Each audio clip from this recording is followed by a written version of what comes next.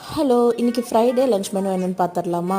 தேங்காய் பால் சாப்பாடு தான் கொடுத்து விட்டுருந்தேன். ஒரு குக்கரில் நெய் ஊற்றி கரம் மசாலா, ஸ்பைசஸ், வெங்காயம், இதில் தக்காளி வேண்டாம், இந்த நம்ம கட் பண்ணி வச்சுருக்கிற வெஜிடபிள்ஸ் போட்டு நல்லா வதக்கிட்டு, தேங்காய் பால் வந்து 1.5 கப்பு தேங்காய் பால், அதுக்கப்புறம் 1.5 கப்பு தண்ணி ஊற்றிருக்கேன். நல்லா கொதிக்க விட்டுட்டு நம்ம நார்மல் ரைஸ் போட்டுட்டு 3 விசில் போட்டு எடுக்க வேண்டியது தான். தேங்காய் பால் சாப்பாட்டுக்கு காம்பினேஷனாக இந்த பொட்டேட்டோ ஃப்ரை தான் பண்ணியிருந்தேன். இந்த டீப் ஃப்ரை பண்ணுறதுக்கு பதிலாக இந்த தோசை தவாலேயே பண்ணி எடுத்தோம்னா ஃப்ரெஞ்ச் ஃப்ரை டேஸ்ட்டில் தான் வருது. நைட்டே வந்து இந்த சிகப்பரிசியை ஒரு 3 மணி நேரம் ஊற வச்சுட்டு அதுக்கப்புறம் ஃப்ரிட்ஜில் எடுத்து வச்சுட்டேன். எப்போவுமே இந்த மில்லட்ஸ் எல்லாம் வந்து புளிக்க வைக்கிறது வந்து ரொம்ப கேர்ஃபுல்லாக புளிக்க வைக்கணும். ஏன்னா வந்து அது டக்குன்னு வந்து புளிச்சிரும். அதனால் நம்ம பார்த்துக்கிட்டே இருக்கணும்.